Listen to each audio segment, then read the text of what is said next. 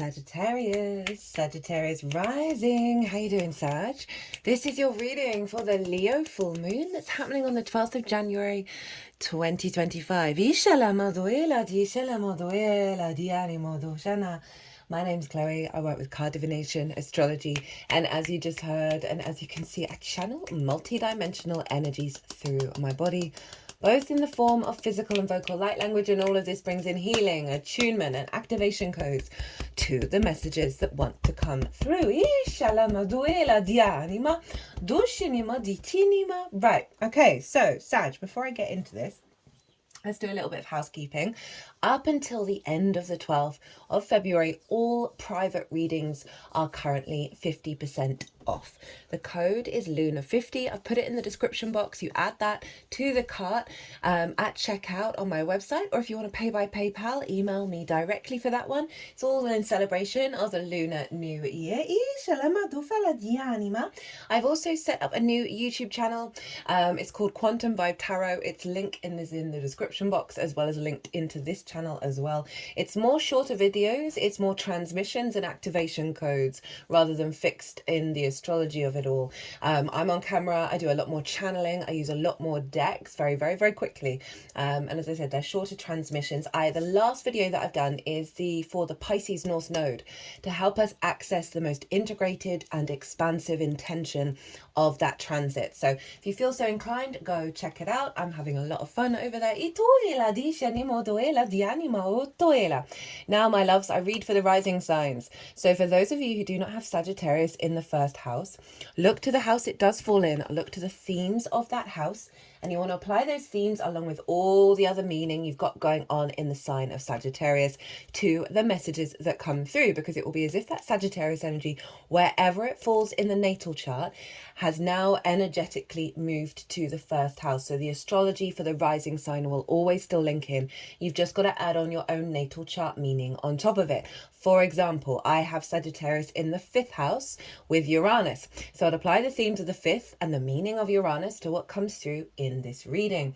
As always, take what resonates and leave what doesn't. So we're doing the Leo full moon here. I'm going to be focusing predominantly on the houses that this formation is showing up in. If you want a deeper dive on the astrology of the exact moment of the full moon, of how everyone's talking to each other, that forms a harmonic energetic download, a blueprint, a code that we then work with over the next 6 months, pause this video, go watch the collective reading where I've gone into the astrology in way more detail, and pulled lots of collective tarot cards as well to tap into the bigger intention of that moon. And so you then come back and watch this, because that energy acts as a baseline for what shows up here.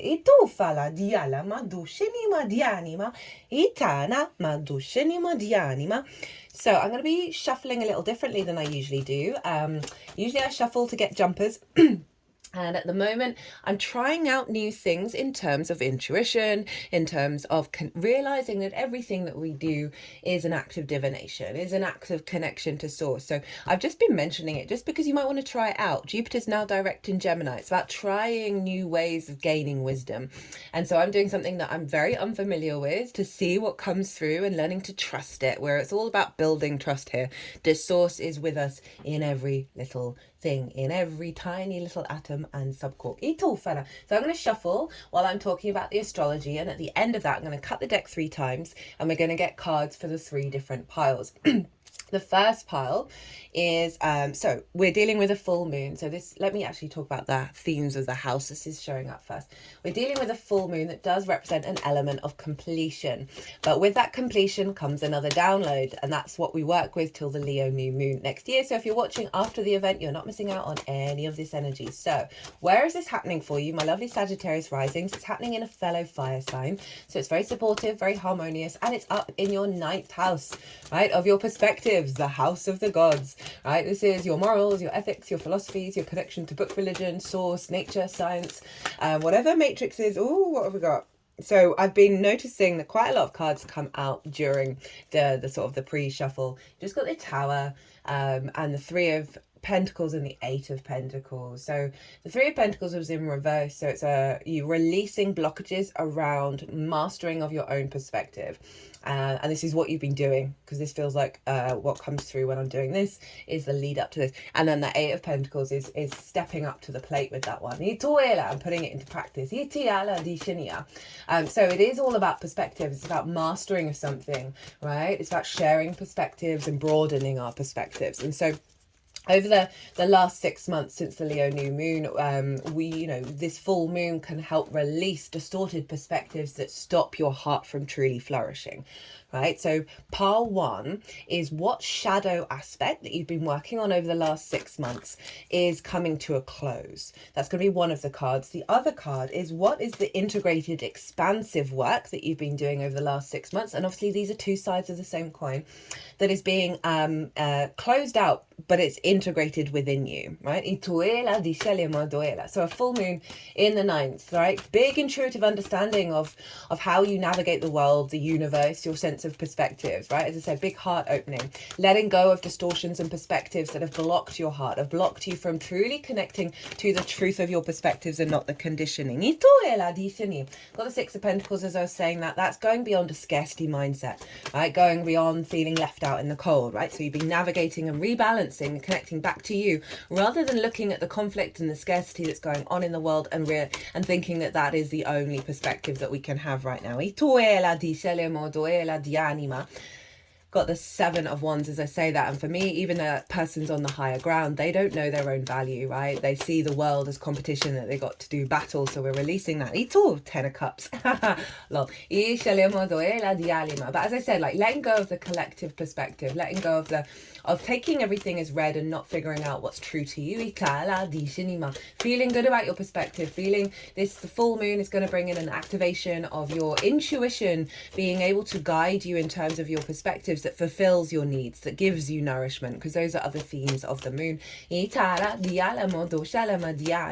So pile 1, as I said, that is the closing out energy, both what we're releasing and what's being integrated. Pile 2 is going to be one card, that what's the download that's now coming in that you're going to be working with over the next 6 months. It's going to be unfolding. So rather than the second card in pile 1 that's being integrated, the activation, it's not fully there yet, but it's the energy around you with the intention of what this transit's all about. Pile 3 is going to be how to work with that, and then we'll get the card at the bottom of the deck and the top of the deck.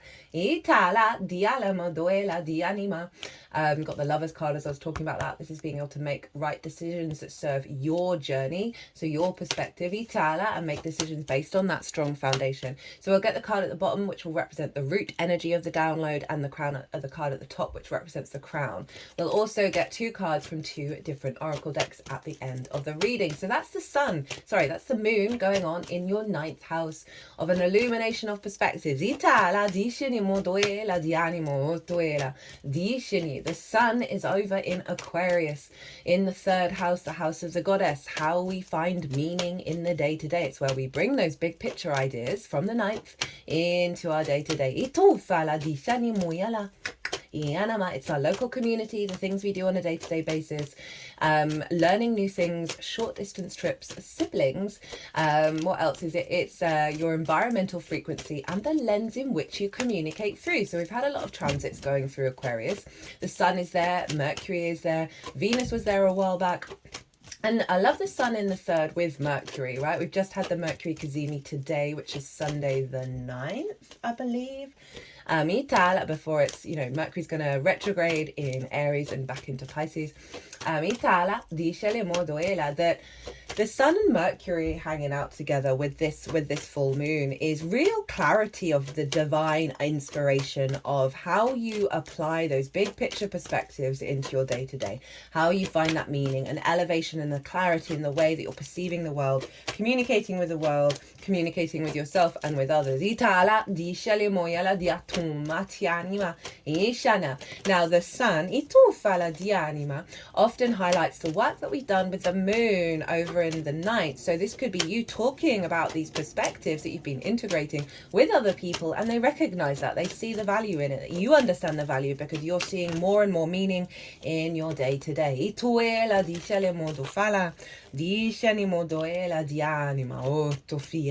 So overall, like Sun, Mercury in the third house of communication, is there like lots of downloads, lots of elevation and understanding of how you find that meaning, how do you apply those bigger ideas into your day-to-day that genuinely has a knock-on effect with the bigger picture in and of itself. I think the third house is the gateway to enlightenment, really. Two of Swords wants to keep, has come out about 3 times, and that's the moon in Libra, and that's you finding your inner equilibrium in this new realm that you're in. 4 of Wands, that you're celebrating the hard work that you've put in of shifting your perspective, right? And you're seeing that show up as this acknowledgement. 2 of Pentacles in reverse, outside of scarcity, outside of the survival mechanism, that 2 of Swords is that acknowledgement that you're in the new landscape and who are you going to be in it. And this feels like a solidification of that work. Now Juno is over in Scorpio, another fixed sign, squaring the sun and the moon, and she represents commitment. Oh, we got the Fool with Juno, love that, and the Knight of Cups. She represents commitment, your ride or die, and judgment. And this is going on in your 12th house, your hidden house, your house of mysteries, right? Difficult house. It's in those unconscious spaces, right? Our trauma responses, limiting beliefs, distorted love languages. And that's why this house is often linked into anxiety, depression, grief, loss, isolation, all of that good stuff. Underneath all of that is the magic of your soul, right? So Juno's there. Juno's helping. I pull cards for each, so all 4 of the all 4 of the fixed signs are being activated with this moon. It's creating a huge portal. And I've pulled cards for each of those 4 signs and those energies and how the moon is responding to it in the collective reading. So I go into a lot more detail in that reading that will give you more understanding of what's coming through here. So Juno is helping you recommit to the magic of your soul. And so you may have found 2 of Wands, Ace of Swords. So getting the lay of the new landscape that Juno's been uncovering for you, right? Of this, like a stronger connection to the 12th that's giving you a clearer perspective of what's going on there. A commitment to the magic of your soul, a commitment to working through the unconscious responses. And is square the sun and the moon. And so she's really getting you in alignment of stripping away the conditioning. Again, although we sort of mentioned with the moon over in the 9th, and getting back to that magic of you and being able to put that into your perspectives in the outside world and in the way that you communicate. Bringing that magic into those perspectives, letting go of, as I say, the wounds that may have blocked you from truly knowing what are your perspectives and how to walk them. Uranus is over in Taurus, opposite Juno. So what do we get? We got the Fool, the Knight of Cups, and Judgment, right? Embarking on a new journey in the unconscious spaces, seeing the love, being in a flow state, this sense of ascension beyond the previous conditioning, right? We've got the Page of Swords with Uranus over in your 6th house of being the adult in the room. It's about work, how you work, physical health, routines, co-workers, therefore collaboration, pets, therefore acts of service. Right, so Uranus is there. Uranus went direct just after the Aquarius new moon, which was the last new moon that we had. And so you may have seen a real sense of shift and change and radical capacity for you to walk your own path when it comes to you being the adult in the room, right? So often we can have a lot of trauma here because we may have faced neglect. We can't step up to the plate to do all those things, be the adult in the room. And Uranus wants you to be confident and comfortable being your unique self. It wants you to walk your own path. And so Uranus has been there for a while. It's now direct. It's its last direct. Oh, no, actually, no, it's going to retrograde back into Taurus and go back again. Got Judgment again, right? This sense of ascension, the liberator, right? Of any conditioning around you being the adult in the room. Juno, and they're opposite each other. Juno over in the 12th is going, hey, enough of this nonsense. They may have blocked your capacity to get up and step up in the 3D world. Uranus is like, you got to do it your own way.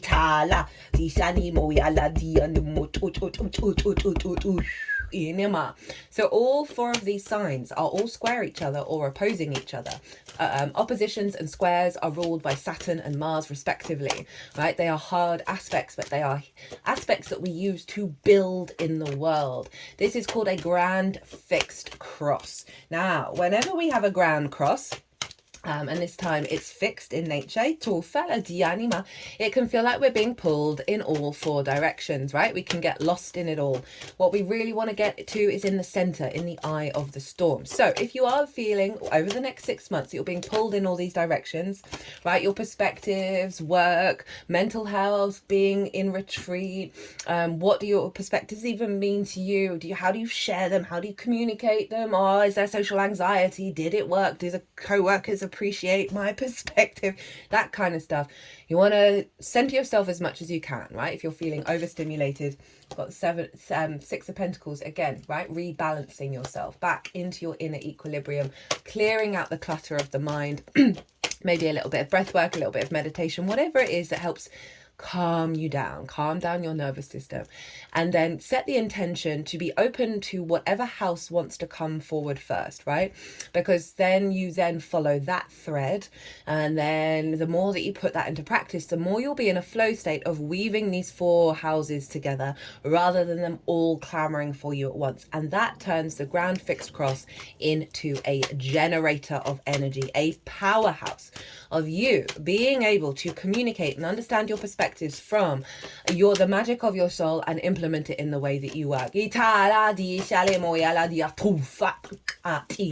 Now, the sun rules the moon because the sun rules Leo. So the sun over in Aquarius is influencing what's going on with the moon, and Aquarius is traditionally ruled by Saturn, right? And Saturn's in Pisces. Got the 4 of Cups in reverse with the star. So no longer comparing yourself to the outside world, honoring your unique frequency.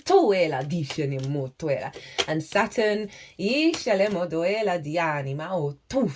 your 4th house of your roots and your foundations, your ancestors, both blood and soul lineage, the roof over your head and the things that you do in private, right? Parental figures, all of that stuff. Now, Saturn in the 4th, I have that natally, is about, commitment to your foundational energy, right? Your integrity of how you build in the world, right? From your root system, this sense of power in your home, this sense of understanding at your root system, cause and effect, right? It's very mature energy. It's making the magic of Pisces real.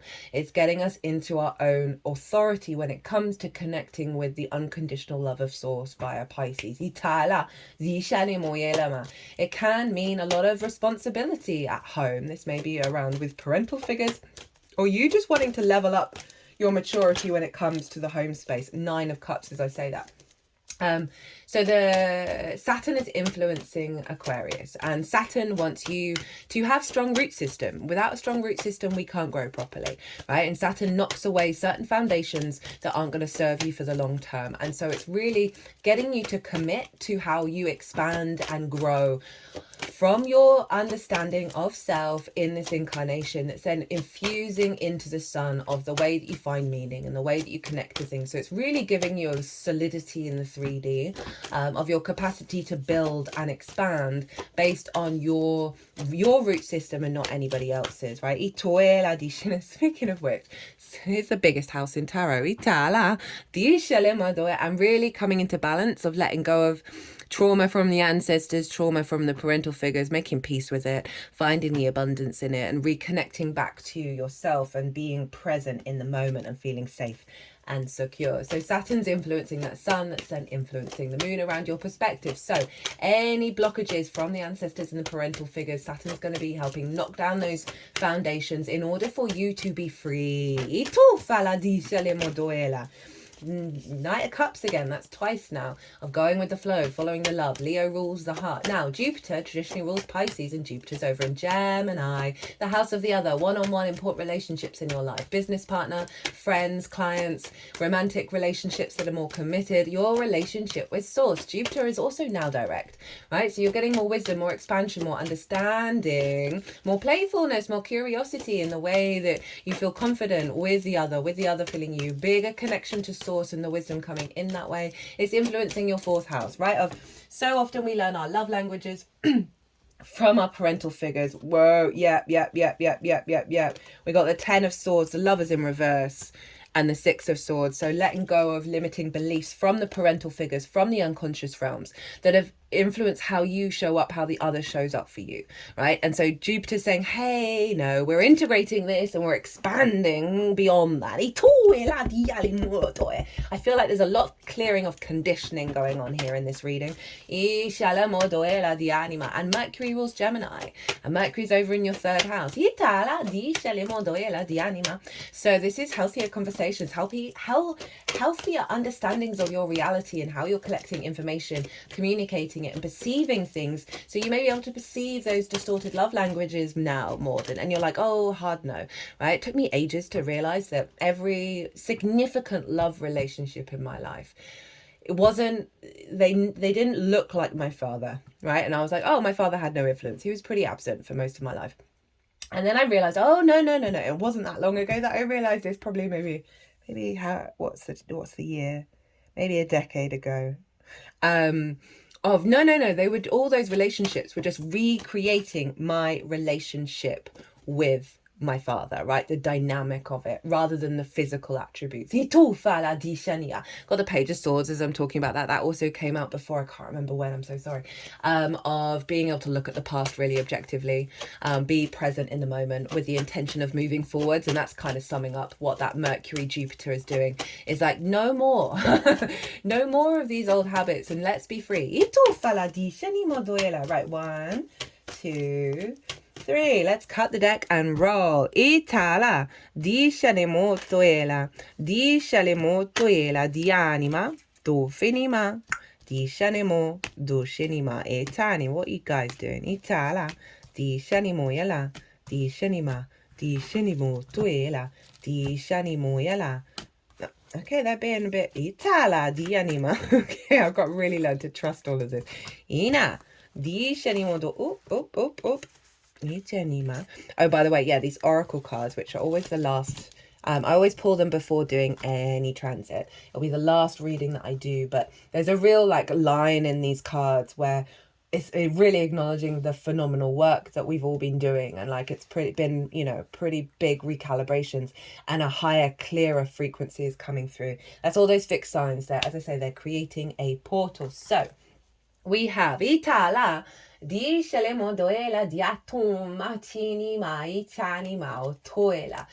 what's the shadow side that's being closed out, right? That the work, the blocks, the frustrations, whatever it is that you've been doing the work on, what's being released with this full moon? We have the Ace of Pentacles in reverse. Now the Ace of Pentacles for me is kind of like, I use the term New Earth just because it encapsulates a lot of meaning, right? So for me, this is about acknowledging in the upright that we're in the 3D realm. We came here to bring the multidimensional sphere into this 3D realm. We're not here to escape it, right? So it's bringing heaven on earth, basically. And it's in reverse. It's got the flowers of the magician on it, right? So that's the offering of our capacity to create our own reality from a higher perspective with the mountain. It's in reverse. So it's kind of acknowledging in terms of those perspectives of the block of being able to tap into your understanding, your manifestation, how you engage with the world, and not seeing heaven on earth, right? Of not seeing that you're capable of creating from that space.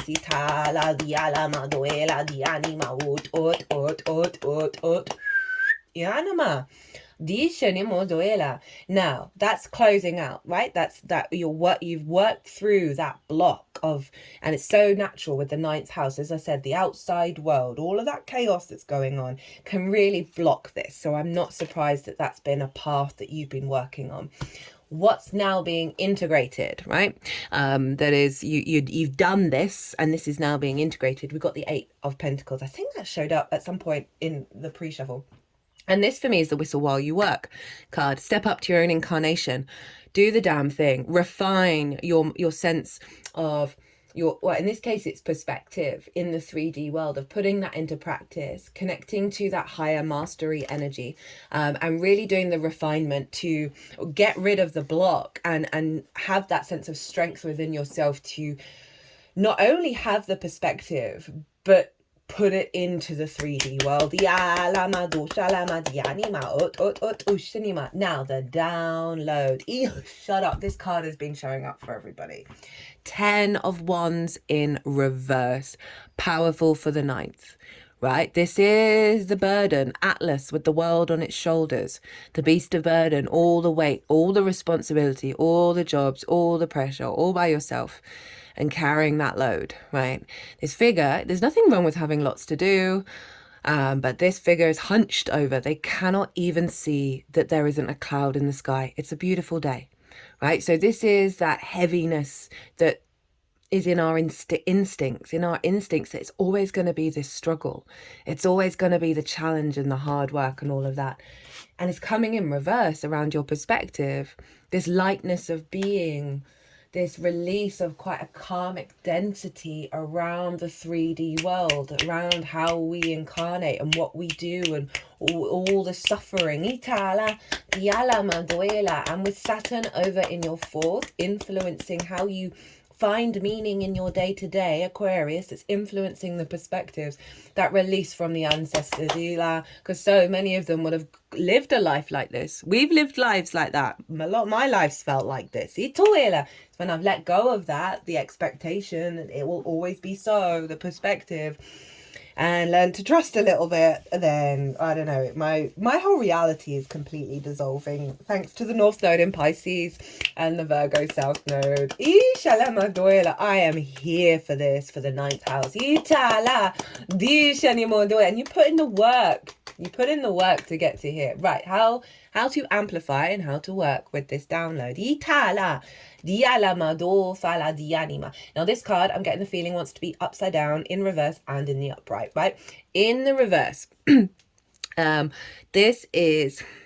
So in the upright, traditionally, this is about holding on to certain ideas and structures of how the world is, right? And perspectives around that. So in the reverse, they're wanting, there's an acknowledgement that there may still be some programming that's going to come up that you got to let go of. Because the universe is a bit of a trickster and will send us tests, you know? Test after test after test after test after test. You got to laugh. You got to find the joy in it. Otherwise, it seems relentless, right? So letting go of something that you've had quite a firm grip over around how you think you manifest in the 3D. And in the upright, for me, this is all about the tradition. The way I read this card is no longer being distorted by the outside world in how you manifest from a place of safety and security, right? They're in a city, so the bombardment of the energy, I always see a force field around this, right? This figure's inner frequency is able to create from a place of power, right? We've got the pentacles on the feet, heart and crown chakra, the crown representing sovereignty. So this is your capacity. Maybe do a meditation. I love tapping into this card, right? Doing a little intention and asking it, what is my true inner frequency? It's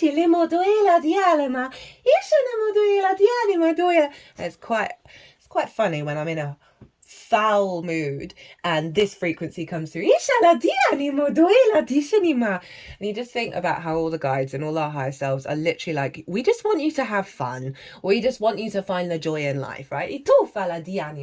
As well as doing a meditation of protection as well from the outside world, from the conditioning from the outside world, then you'll then observe how you take action of, okay, how does my true nature, without the conditioning, want to build in this world? What is that perspective? So you may notice with this practice, new, deeper understandings of your true perspectives come in, and then support as well of how to bring that into the 3D world. Right. We've got the bottom of the deck as the root. Crown. Okay, so what's at the root? Look at that. Sag, look at it. Get in. Renewal of energy, vibrancy, vigor, that's yours, your spark of spirit, your perspective, your passion, your drive. And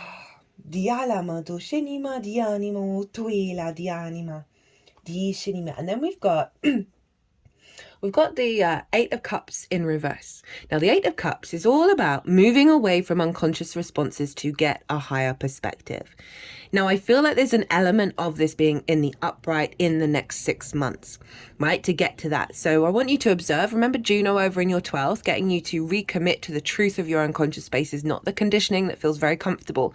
So be in observation about what's going to show up, right? And you've got a lot of power here to sort of get to that top of that mountain and activate the Ace of Wands. But overall, as the crowning energy for this 6 month transit is in reverse, i.e. you're stepping away from that conditioning.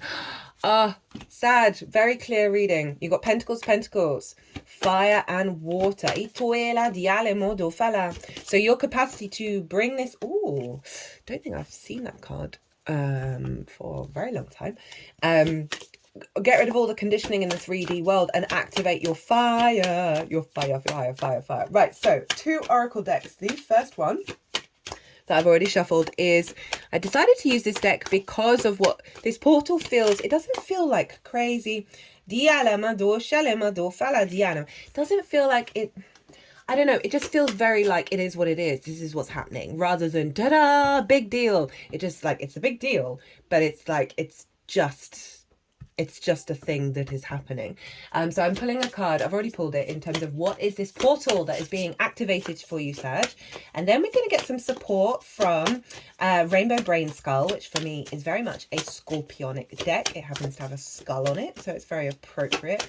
With Juno over in the 12th.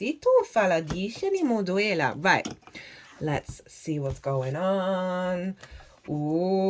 Doshana Oto Shati Tufala Dianama.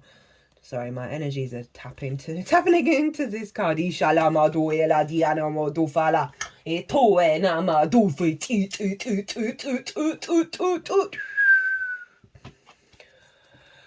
Okay, so you got the ancestral realm, karmic release, healing the lineage, boundaries. Juno in the 12th, Saturn in the 4th, unconscious spaces, parental figures, ancestors. Healing you. There's a great deal of power coming off of this card. And before I even read it, and I cannot remember the last time this card came out, I've been using this deck for a couple of years. I have no idea what it says in this book, but it is feeling like this beautiful, grounded support mechanism that is allowing your fire to be free and to roam without feeling like it's going to be put out. In every incarnation, we have been blessed to be part of a lineage that helps us live our life and embark on learning experiences. And for hundreds and even thousands of years, those who have walked the earth before us have prayed for a better life. That's that 10 of Wands in reverse. We are an answer to those prayers. Even though they may no longer be on the physical plane, our ancestors are living through our choices and experiences. None of our ancestors had it perfect. After all, they were human too. They made poor choices. They had mistaken views. Many of their intentions were honourable. Many were not. All of this is held within the ancestral lineage, as are many beliefs, ideas, and limitations that are outdated, fear-based, and even harmful. All these karmic energies can hold us back. But when someone decides to walk the spiritual path, whether they realize it or not, their life becomes an answer to their ancestors' prayers. When this card comes to you, your life is a great answer to a great ancestral call. This card initiates healing on all levels, but particularly on the family line. There may be some ideas and beliefs in your family that you find limiting or negative. Know that they need not be your truth.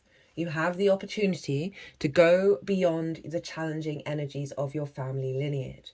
If you're in a particular challenging time or facing energies that are harsh and even overwhelming, the energy of your ancestors is with you now. They are here to hold a sacred and safe space so that you can rest.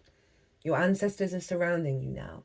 They are here to seek forgiveness for any harmful decisions that were made without full awareness, and for any negative effects those are having on you now. If you have found that a particular family member has been difficult, or a relationship has been negatively impacted because of situations or ideas that stem from the past, know that a great cleansing is taking place at this time. The ointment for the wound is the energy of forgiveness. This isn't about accepting what happens as fine, but realizing that the energies of the past, that's that Page of Swords that came through twice as well, no longer govern your present. It's about choosing to create your own happiness and live from your own heart. Leo rules the heart. Keep your boundaries strong, but be open to carving out a new path. I mean, that's just summed up everything. Everything. Okay, Rainbow Brainskull, what have you got to say to us? Connection is the only game. Put the pieces of the puzzle together. Instead of worrying about the million things that need to get done, focus on the one common thread between them, your ability to make things happen. I love this as a little like, hey, maybe think of that about as a perspective. As in, rather than the fear and the worry and the overwhelm of the simple fact that you are a vessel that can do things. That's it. That's it. That's a perspective. The I am of it all. Rather than the how or the why, just that you can.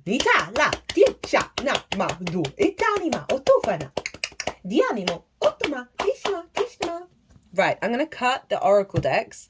I'm going to do this very quickly, and then we're going to close and cut the decks to see, because I do this when I close out a video, but I've just noticed that they're always quite profound.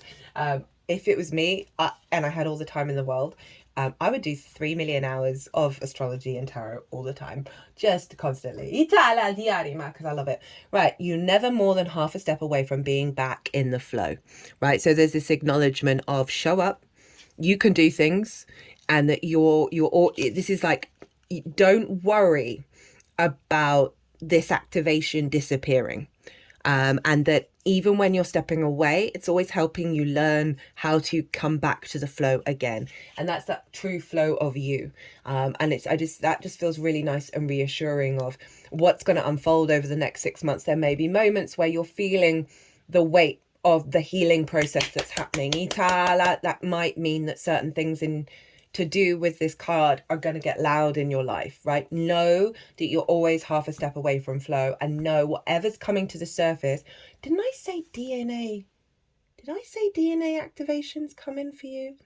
Or was that Virgo I just did? Because look, this is the double helix, right? So there's a real huge coming through.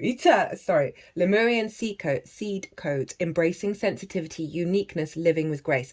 That reminds me, that Knight of Cups, and I think that will help with whatever big stuff may come through that might be, I don't want to say difficult, it doesn't feel difficult, but it may feel overwhelming. You may feel like, oh, this is going to be forever. That Knight of Cups follows the love.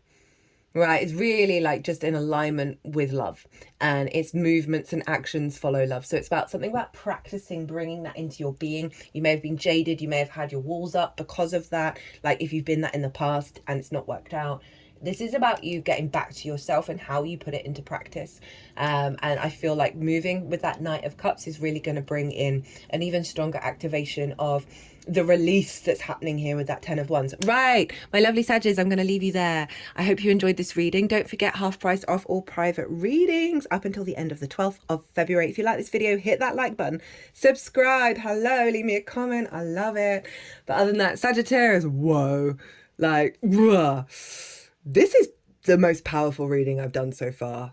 Like, the energy coming off of it is profound. Okay, be good to yourselves, be good to those around you, safe travels, and be well until we meet again.